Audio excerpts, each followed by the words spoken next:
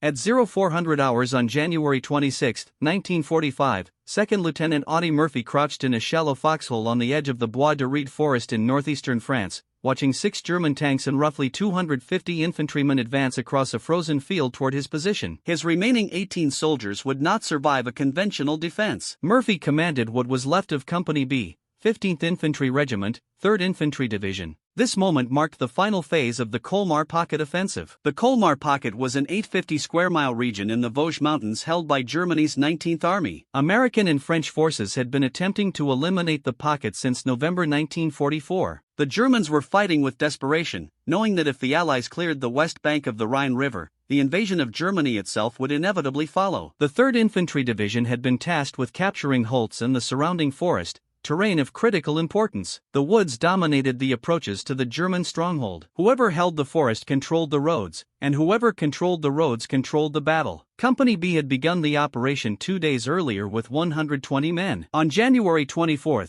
the 15th Infantry Regiment was ordered to seize the heavily wooded area near Holzwehr. A previous unit had attempted the same mission and had been shattered by German armor and infantry. Unable to dig foxholes in the frozen ground, they suffered catastrophic losses. Company B moved in to replace them. By midnight on January 25, Company B had advanced 600 yards into the forest, but the fighting was brutal and unrelenting. 102 of the company's 120 enlisted men were killed or wounded before they even reached their assigned positions. All other officers were dead. Murphy was only 19 years old. He was the sole officer left alive, having assumed command of the company less than 12 hours earlier. As dawn broke, Murphy observed the German advance through the morning mist. 6 Mark V panzers and approximately 250 infantrymen in white winter camouflage moved forward from the village of Holtz, intent on seizing the forest and the road that cut through it. Lieutenant Colonel Keith Ware, commander of 1st Battalion, 15th Infantry Regiment, had made it clear that control of this forest was of paramount importance. The woods dominated the German defensive positions around Holtz. Losing them would jeopardize the entire offensive of the 3rd Infantry Division. Murphy understood the stakes. The road junction had to be held, yet his 18 men could not realistically stop 6 tanks and hundreds of infantry. Army doctrine was explicit when facing overwhelming force: preserve the unit, withdraw to the next defensive line, regroup,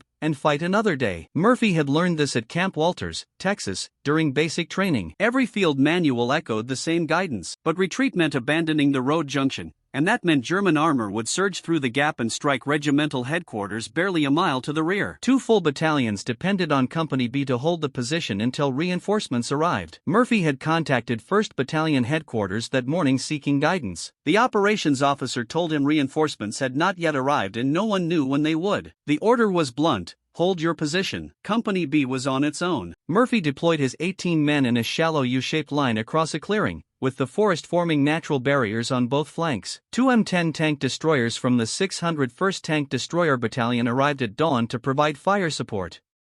One positioned itself about 40 yards in front of Murphy's line. The second took position on the dirt road behind the American defenses. Murphy established his command post in a drainage ditch roughly 10 yards in front of the rear tank destroyer, with a field telephone connecting him directly to battalion headquarters.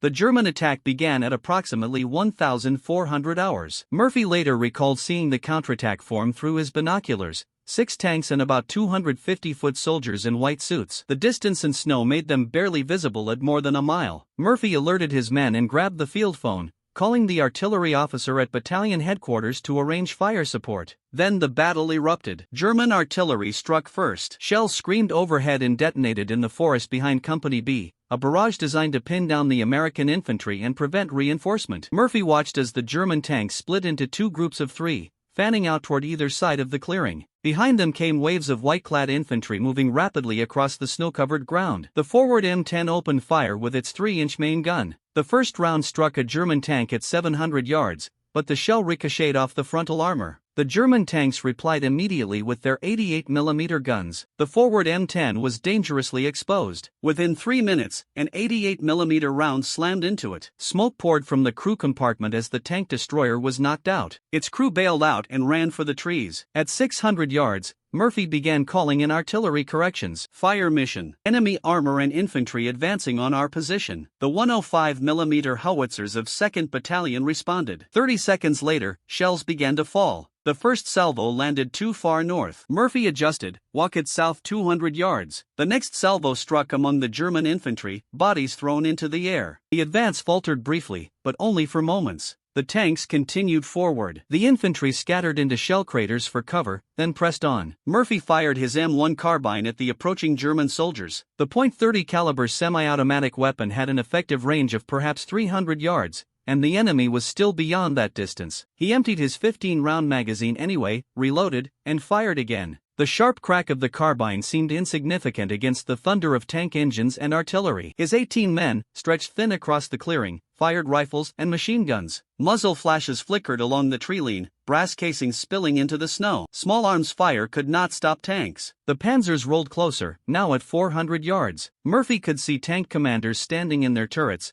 could see the machine gunners beside them, could hear the diesel engines growing louder. The sound was unmistakable, a deep mechanical growl that carried across the frozen field. Tracks chewed through snow and frozen soil, gouging the ground as the tanks advanced. 3 moved left, 3 moved right, attempting to envelop Murphy's position from both flanks. The second M10 behind Murphy's position was still there, though it too was burning from an earlier hit. Flames licked at the engine compartment, black smoke billowing into the gray sky. The heat was intense even from 10 yards away. Any sensible soldier would avoid the vehicle. It was a death trap waiting to explode. But Murphy saw the .50 caliber Browning M2 machine gun mounted on the turret. The weapon was intact, and the ammunition box beside it appeared undamaged. Murphy knew the Browning well. He had trained on it at Camp Walters. 12.7mm, a rate of fire around 550 rounds per minute, effective against infantry out to nearly 2,000 yards and capable of destroying light vehicles at even greater distances. The M10 carried 300 rounds for the .50 caliber. That gun could reach every German soldier in the field. Murphy looked at his men. They were exhausted after 2 days of continuous fighting. They had watched 102 of their friends die or be wounded. Ammunition was nearly gone. The German tanks would reach them in minutes. If he ordered them to hold, they would all be killed. Every one of them. But if someone could reach that .50 caliber machine gun, if someone could use the burning tank destroyer as a firing platform while continuing to direct artillery, then maybe, just maybe, the remaining men could withdraw safely into the forest and survive. Murphy made his decision. He turned to Staff Sergeant Laddie Tipton and ordered him to pull the men back into the woods immediately. The sergeant stared at him and asked what he planned to do. Murphy replied that he would remain at the command post to direct artillery and cover the withdrawal. When the sergeant protested, Murphy cut him off. "That's an order. Move." The 18 men began to fall back in pairs,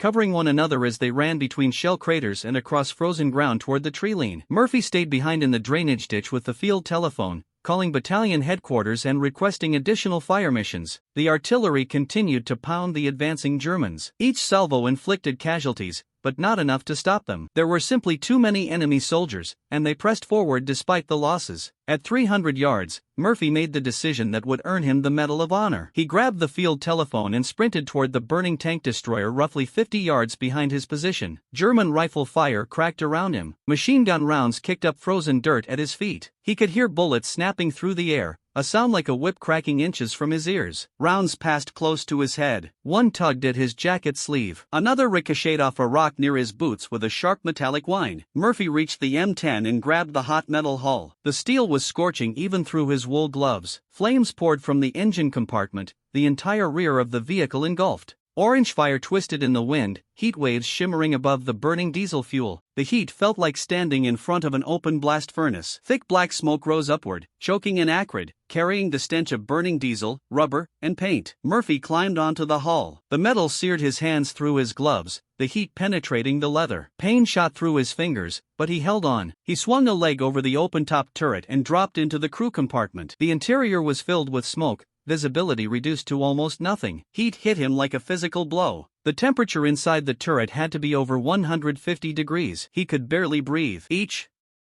breath seared his lungs. The air was toxic with fumes. His eyes immediately began streaming tears. The .50 caliber machine gun was mounted on a pintle at the rear of the turret. Murphy checked the weapon. His hands moved by muscle memory. Training took over. The ammunition belt was loaded and fed into the gun. The belt led to an ammunition box containing 300 rounds. Brass casings gleamed in the flickering firelight. The weapon was ready to fire. Murphy climbed onto the turret roof. Fire! Roared below him. He could feel the heat through the soles of his boots. The entire vehicle shuddered occasionally as ammunition cooked off in the burning hull. Each small explosion sent a tremor through the metal platform. Any second, the main ammunition store could detonate. If that happened, Murphy would be vaporized instantly. There would be nothing left to bury. He positioned himself behind the .50 caliber. The gun pointed north across the clearing toward the advancing Germans. Murphy pulled back the charging handle. The bolt slammed forward with a metallic clang. He pressed the butterfly trigger. The gun roared to life. The Browning .50 caliber fired with a distinctive hammering sound, deeper than a rifle, louder than a machine gun. Each round was as long as a man's hand. The recoil was substantial, even on the vehicle mount. Tracers arced across the frozen field. Murphy watched them walk into a squad of German infantry 200 yards away. Men went down immediately. The .50 caliber rounds were devastating against unarmored targets. Each bullet carried enough energy to tear through multiple soldiers. Murphy traversed the gun left. Fired another burst. More Germans fell. He could see them trying to find cover. But the clearing offered little protection. The frozen ground was too hard to dig into. Shell craters from the artillery barrage provided some shelter, but not enough. Murphy kept firing. The barrel began to glow. Spent brass casings ejected from the right side of the gun and clattered onto the turret roof around his feet. The casings were still hot. They burned through his trousers where they landed on his legs. The Germans started concentrating fire on Murphy's position. Rifle fire, machine pistol fire, machine gun fire from the advancing panzers. Bullets cracked past his head. Some rounds hit the tank destroyer with metallic pings. Murphy ignored them. He kept the .50 caliber hammering. A German squad tried to flank right through a drainage ditch. Murphy spotted them at 100 yards. He swung the gun toward them and held down the trigger. 20 rounds, 30 rounds. The entire squad was cut down. Staff Sergeant Elma Broly, who witnessed the engagement from the edge of the woods, later testified that the German infantrymen got within 10 yards of Lieutenant Murphy, who killed them in the drawers, in the meadows, in the woods, wherever he saw them. The lead German panzer fired its main gun. The 88mm shell hit the M10's hull below Murphy. The whole vehicle shuddered violently. The explosion sent hot metal fragments flying. Murphy felt something punch into his leg. Sharp burning pain. Blood soaked through his wool trousers. Immediately he looked down briefly. The leg wound was bleeding but not arterial. He could still stand. He ignored the pain and kept firing. The German infantry reached 150 yards. Murphy could see their faces clearly now. Young men. Some looked terrified. Some looked determined. All were advancing despite the casualties piling up around them. They had not expected resistance from a burning tank destroyer. They thought the burning vehicle would be avoided by any rational soldier. Now they were dying because of it. Murphy fired burst after burst. The ammunition belt fed smoothly through the weapon. Every fifth round was a tracer. Murphy watched the tracers arc into enemy formations, watched German soldiers drop, watched others dive for cover. The field was becoming littered with bodies. Dead Germans, wounded Germans crawling back toward their lines. The snow was turning red in places. Murphy continued directing artillery fire. He had propped the field telephone on the turret beside him. Between bursts from the .50 caliber, he shouted coordinates into the phone. The artillery battery responded with precision. Shells landed behind the German tanks, behind the advancing infantry. Each salvo killed more enemy soldiers. The combination of artillery and machine gun fire was devastating. For 1 hour, Murphy stood on that burning tank destroyer. The vehicle became his fortress and his potential grave. The Germans tried everything to dislodge him. They tried flanking right through a shallow drainage ditch. Murphy spotted them at 70 yards. He swung the gun toward them. The turret moved smoothly on its bearing despite the damage. He held down the trigger. The .50 caliber roared. 20 rounds, 30 rounds, the entire squad was cut down, bodies tumbled into the ditch. They tried flanking left through a small copse of trees. Murphy traversed the gun, fired controlled bursts, 3-second bursts. The trees splintered under the heavy machine gun. Fire. Bark exploded. Branches fell. The Germans behind the trees fell with them. They tried direct assault up the middle. 2 platoon, maybe 60 men. They came in. A rush, running across open ground. White camouflage suits against white snow. Murphy fired continuous bursts. The gun overheated. The barrel glowed cherry red, but it kept firing. German soldiers fell in row. They stumbled over their dead comrades. They slipped in blood and snow. They kept coming. Anyway, Murphy kept firing. The assault broke 30 yards from his position. The survivors ran back toward Holtzfear. The German tank commanders tried to get clear shots. The panzers maneuvered for firing positions, but the M10 sat in a slight depression. Murphy was partially obscured by the thick smoke pouring from the burning vehicle. The Germans couldn't get a clean shot. The 88mm shells kept hitting the tank destroyer's hull. Each impact shook the vehicle violently, but none hit Murphy directly. German infantry got within 10 yards. Murphy could see the expressions on their faces: terror, determination, confusion. They couldn't understand why this man wouldn't die, why he kept firing from a vehicle that should have exploded minutes ago. Murphy aimed the .50 caliber straight down, nearly vertical. He fired point blank. At that range, the heavy machine gun rounds were completely devastating. A single round could tear a man in half. Bodies were thrown backward by the impact. Blood sprayed across the snow. The Germans fell back. They had never encountered resistance like this. Their officers screamed at them to advance. Some tried. Murphy killed them. Others refused. They had seen too many comrades die. They took cover in shell craters and refused to move forward. Murphy's field telephone kept working despite the chaos. Between bursts, he called corrections to the artillery battery. The forward observer was dead. Murphy was directing the fire himself. He could see where the shells landed. He could adjust based on results. Fire for effect. Add 50 yards. Fire for effect. The artillery battery commander later said Murphy's fire direction was the most accurate he had ever received from an infantry officer under fire. The ammunition counter showed 250 rounds expended, 50 rounds remaining. Murphy's leg wound was bleeding heavily. Blood filled his boot. He could feel it squishing when he shifted weight. His hands were burned from touching the hot gun barrel. The smoke from the fire made his eyes water constantly. Tears streamed down his face. He could barely see through the smoke and tears. His lungs ached from breathing the toxic fumes, but he kept the gun firing. The German attack was falling apart. Their infantry had taken massive casualties. Bodies covered the snow-covered field. Wounded men crawled or limped back toward Holtzfear.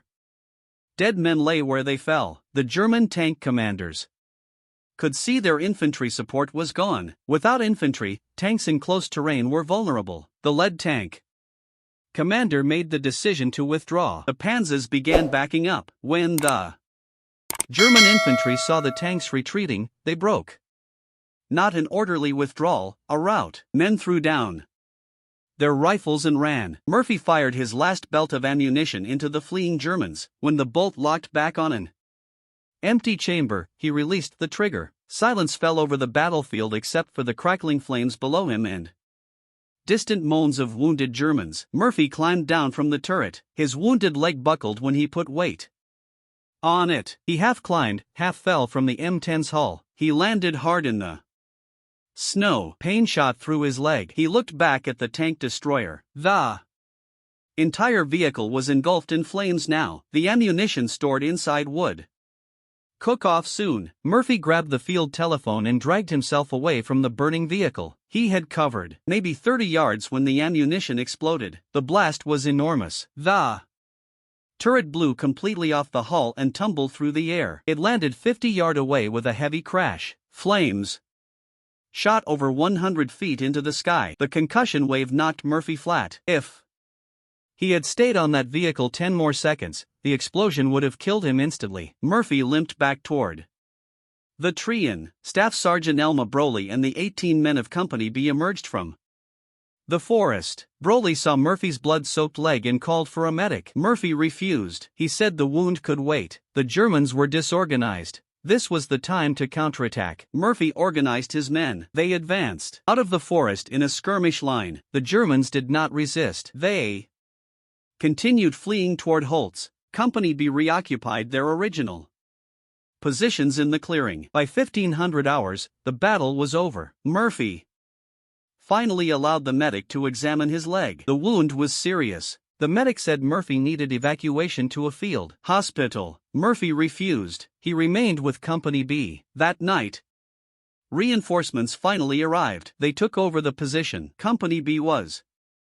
pulled back for rest and resupply. The casualties from the German attack were documented. Company B had started the day with 18 men. They finished with 18 men. 0 killed, 0 wounded except for Murphy. The German force lost approximately 50 killed or wounded through Murphy's combined actions. This included casualties from both the 50 caliber machine gun fire and the artillery missions Murphy directed. All 6 German tanks withdrew undamaged but without infantry support. They could not hold the position. American forces captured Holtz the next day. The 3rd Battalion, 30th Infantry Regiment took the village on January 27. The loss of Holtz broke the German defensive line. The German 19th Army had been holding the Colmar pocket for 3 months. Murphy's action at the woods outside Holtz was one of several that tipped the balance. German resistance in the Khmar pocket collapsed within 2 weeks. Critics described his early performances as wooden and unconvincing, but Murphy worked hard. He took acting lessons from coach Estelle Harmon. She taught him how to project his voice, how to find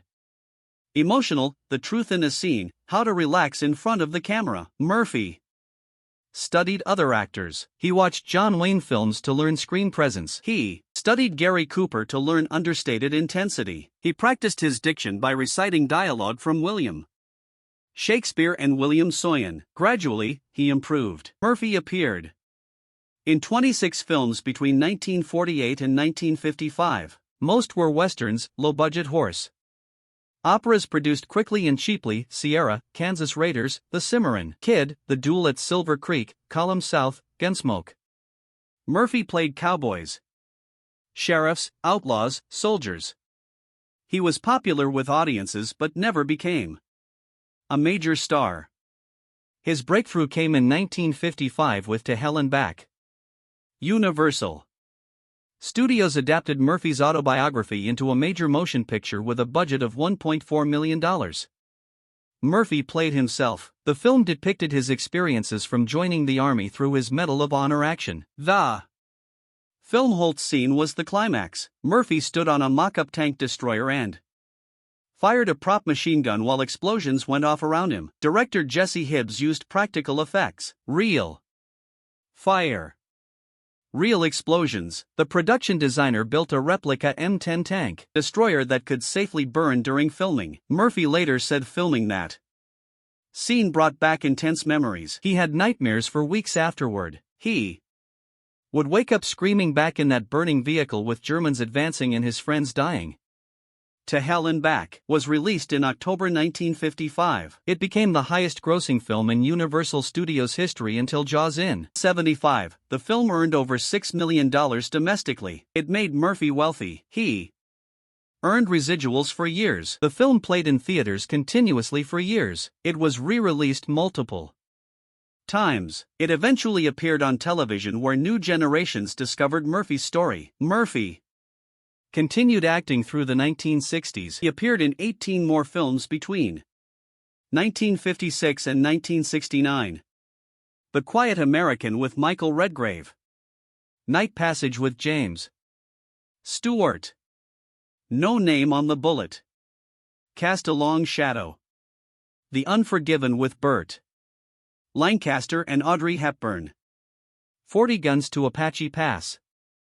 Murphy's acting had matured. He was popular with audiences. Critics praised his authenticity. Murphy moved like a real soldier. He handled weapons correctly. His action scenes looked genuine because they were. Murphy knew combat. He knew how men moved under fire. That knowledge showed on screen. But wealth did not bring peace. Murphy struggled with severe post-traumatic stress disorder symptoms throughout his adult life. He experienced nightmares every night. He would wake up screaming. He slept with a loaded Colt .45 pistol under his pillow every night for the rest of his life. He developed chronic insomnia and became dependent on prescription sleeping medications. In 1966, Murphy resolved to quit the pills. He isolated himself in a motel room for a week and endured withdrawal without medical supervision. The process was excruciating. He suffered seizures, hallucinations, and intense physical pain. After 7 days, he emerged clean and never took sleeping medications again. Murphy spoke openly about this experience, becoming one of the first high-profile veterans to discuss post-traumatic stress disorder publicly. This was groundbreaking. In the 1960s, mental health struggles among veterans were stigmatized. Men were expected to return from war and resume normal life. Those who could not were labeled weak, cowardly, or failures. Murphy refused to accept that narrative. As the most decorated American soldier of World War II, his courage was indisputable, lending credibility to his advocacy on the psychological scars of combat. He gave interviews to magazines, appeared on television talk shows, and described his nightmares candidly, including waking up with his hands around his wife's throat, believing she was a German soldier. He spoke of sleeping with a loaded pistol for 25 years. Between 1966 and 1970, Murphy testified before Congress multiple times, appearing before the House Committee on Veterans Affairs, meeting with senators, and submitting written statements. Combat veterans require specialized mental health care, treatment free from stigma, and research into what is now recognized as post-traumatic stress disorder. He engaged directly with Veterans Administration officials, toured VA hospitals, consulted with doctors and psychiatrists, advocated for funding, and pushed for programs dedicated to combat trauma. Most importantly, he humanized the issue. When Americans considered PTSD, they thought of Audie Murphy, the hero, Medal of Honor recipient,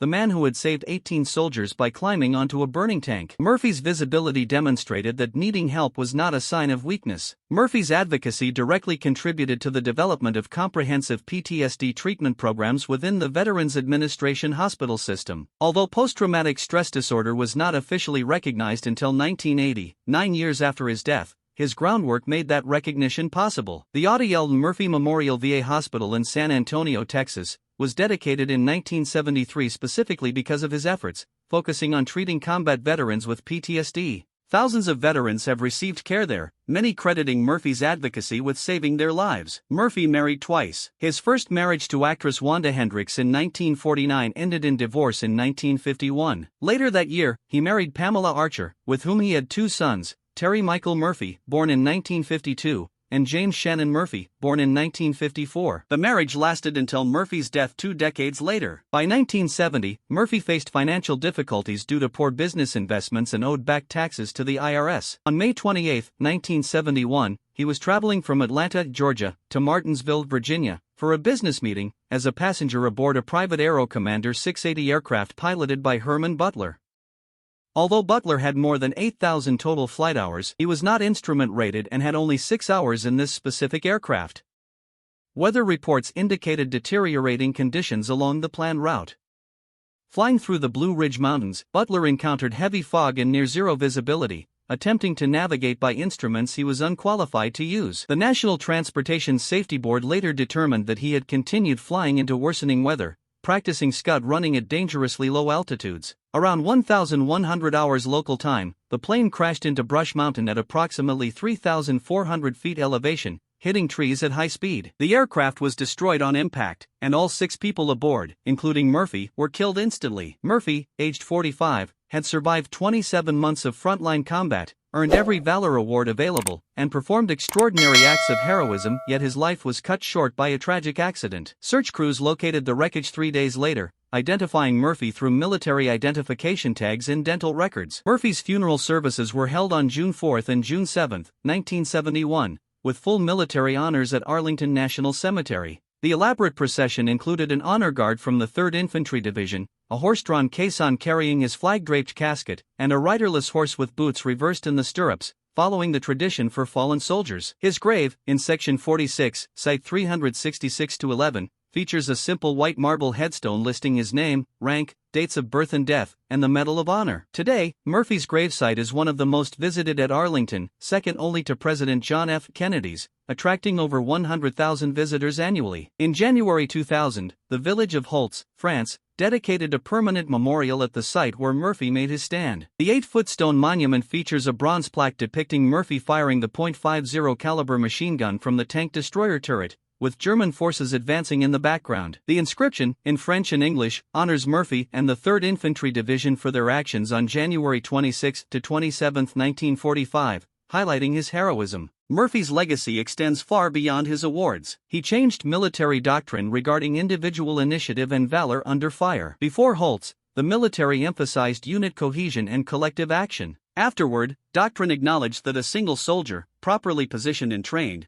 could alter the outcome of an entire battle. Modern special operations forces trace part of their doctrinal lineage to examples like Murphy's actions. He also reshaped America's approach to combat veterans with psychological trauma, destigmatizing mental health treatment through his advocacy. The Untold Murphy Memorial VA Hospital and inclusion of his actions in West Point's combat leadership curriculum reflect his lasting influence. Officer candidates study Murphy's decision-making and the circumstances under which a commander might risk everything for his unit. On January 26, 1945, Murphy climbed onto a burning M10 tank destroyer, directed artillery fire while bullets cracked around him, and ensured the survival of his men. His courage and sacrifice define not only his legacy but the enduring spirit of soldiers who follow in his footsteps.